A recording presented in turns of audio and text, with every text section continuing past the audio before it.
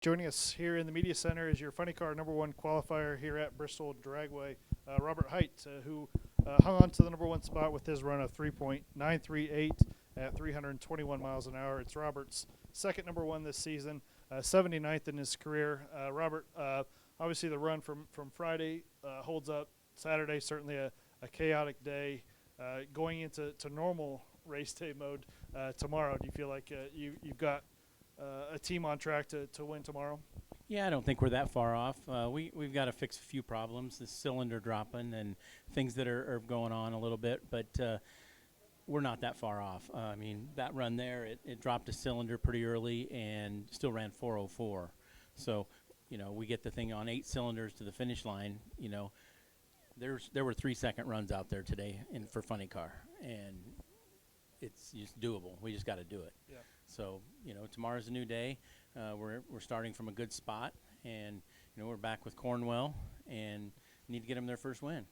You're joined in the media center by your #1 qualifier in Top Fuel here at Bristol Dragway, Leah Pruett. Her run of 3.745 at 322 miles an hour from Friday held up on Saturday to give her the top spot heading into Sunday's eliminations. It's Leah's first #1 this season, 14th in her career. Is it a big deal for you to officially claim that first #1 of the season? Is that an exciting thing to take into Sunday? It definitely is. This is an interesting weekend, of course, with the double race and everyone talking about that being in the Epping race today. But it just is a testament to the consistency that this team has had all season long, and the culmination of our performance has led up to this. It's a nice color shade of yellow, matches our Rush Truck Centers. It feels good, but, a little bit of that edge gets taken off, when you race on Saturday and don't make it past that second round, and get throwing some curveballs with the smoking tires way down track. So you just reset going into Sunday, new race, new day, and it's going to be a new setup, of course, running at 10 a.m. in the morning. The absolute picture of what you'd want sitting in the driver's seat of a Pro Stock car where there's a bunch of money and championship points on the line.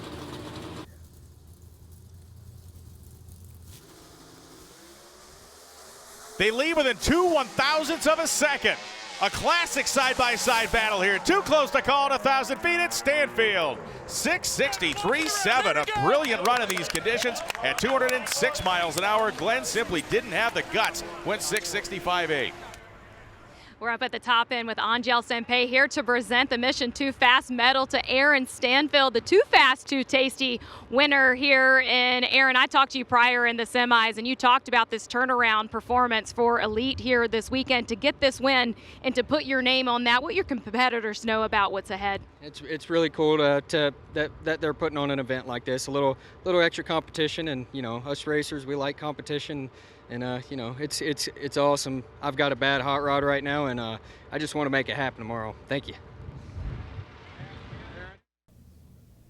Joining us here in the media center here at Bristol Dragway is our Pro Stock #1 qualifier, Erica Enders, who earned her first #1 of the season officially after her run of 6.627 at 205 miles an hour from Friday, held up.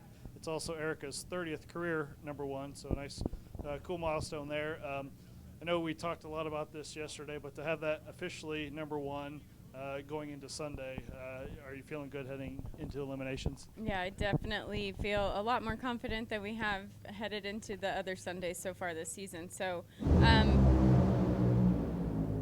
we seem to have a race car back underneath us, so that's truly exciting. And now we just have to go to work tomorrow, execute the best that we can, and try to park that JHG Milling Performance car in the winner's circle. So, but great to have turned it around.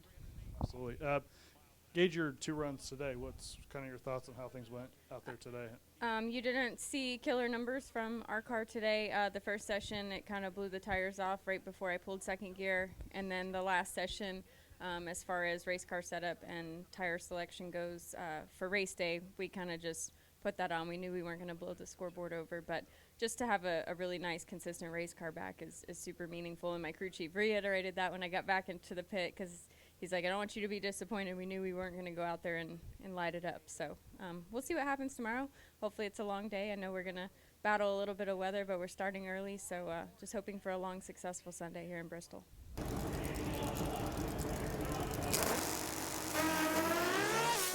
One of those bikes bogged pretty hard, and it was not the one. Oh, Herrera's got to put a bunch of English in that bike. It's moving to the left side, and even that's not going to stop him. 684 at 194 miles an hour. He wins on a hole shot. We haven't even seen him do that yet, so congratulations. Gage Herrera is the only name on this Mission Too Fast, Too Tasty trophy so far this season to present the medal, and the winner hat is Angel Sampey. And Gage, I don't even know if you know the results yet, but I'm going to hand that to you on a hole shot. You are the winner here today, but you muscled that thing down. How tough was that one? It was tough. You know, it was pulling me towards the wall, you know, basically from the 8th mile on. So I definitely had to muscle it down the rest of the way. So I'm happy with that run, you know, considering, and I gotta get it up to the whole Vance Hines Mission Suzuki team. You know, they've been working hard all year so far, and it's showing. So, and this Gen 3 body is Suzuki body is awesome to ride. I'm having fun, and I can't thank Mission enough for putting this on. Oh, and you're the #1 qualifier, Gage. Yeah, I mean it's been an awesome weekend. Lee on the left side, Doug on the right. Another great run. Wow, 3.745, 322. Leo wins it by 8 thousandths of a second. Doug Coletta goes 376 at 319. You saw Doug's car pop right down there at the finish line. This, I think for everybody, is going to be a Bristol to remember. Yeah. I mean, we say we're racing Epping, and for us, this was... We thought we had a grip on the Epping track, and we're very thankful for our Q1 that we had here because we did not have it right, and we had to throw so much at it.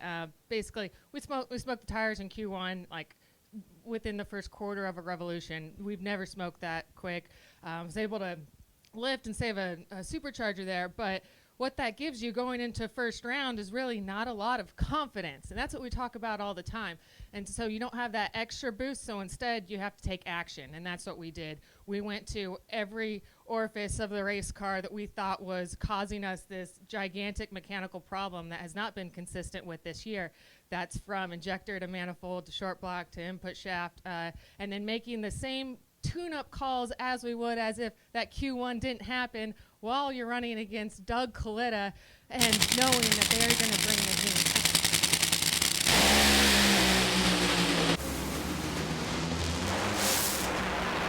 There's your first and second 3-second runs. Robert Hight goes 3.938, 321 miles an hour. He gets the round win and goes to the top. Yeah, this is all new for all of us. We've never really done anything like this. I know they finished a round or two before at other races, but not an entire race. So, you know, it's a different mindset going up there and qualifying. You know, you got to cut a light and be ready and, you know, still try to shallow stage and put up the best ET you can. So a little different. It's exciting for the fans. It's also exciting to race at night. I love it. There's not a better setting in all of motorsports than Thunder Valley here in the evening as the sun's going down. It's beautiful. So fans, I think they paid in here today and got their money's worth. It's very exciting.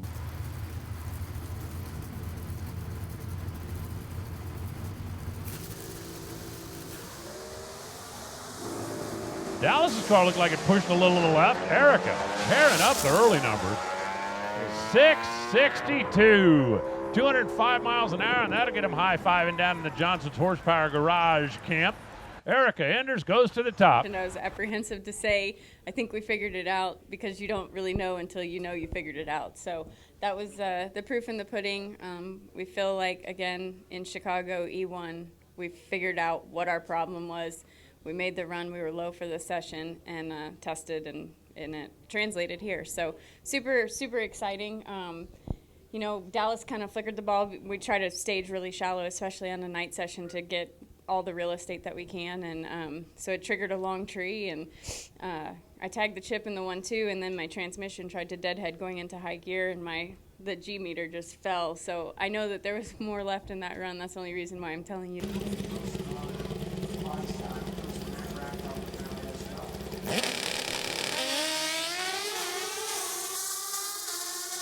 Gage Herrera tears up the short numbers. Watch this.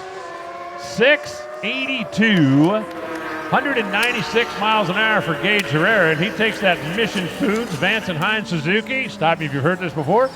to the top.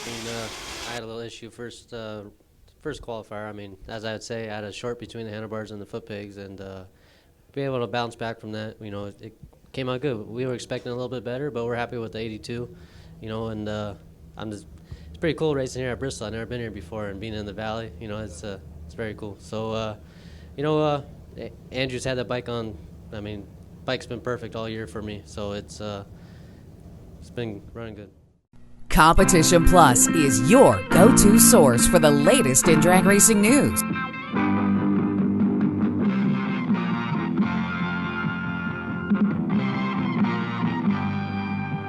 For over 20 years, CompetitionPlus.com has provided news you can trust, thoroughly researched and delivered as quick and fast as it can be uploaded. Whether it's nitro or stock, drag radial or pro modified, our writers are trained to bring you the inside story time and time again. We have it all from in-depth news articles to the latest in high-performance products to the scuttlebutt making its way around the pits. Original video content from the stars in drag racing also makes CompetitionPlus.com the ultimate one-stop shop for die-hard drag racing fans. Don't make CompetitionPlus.com your only stop on the information superhighway. Make it your first. For news you can trust and have trusted for 20 years, visit CompetitionPlus.com. Be sure to download our mobile app. It's a free download on the Apple Store and Google Play.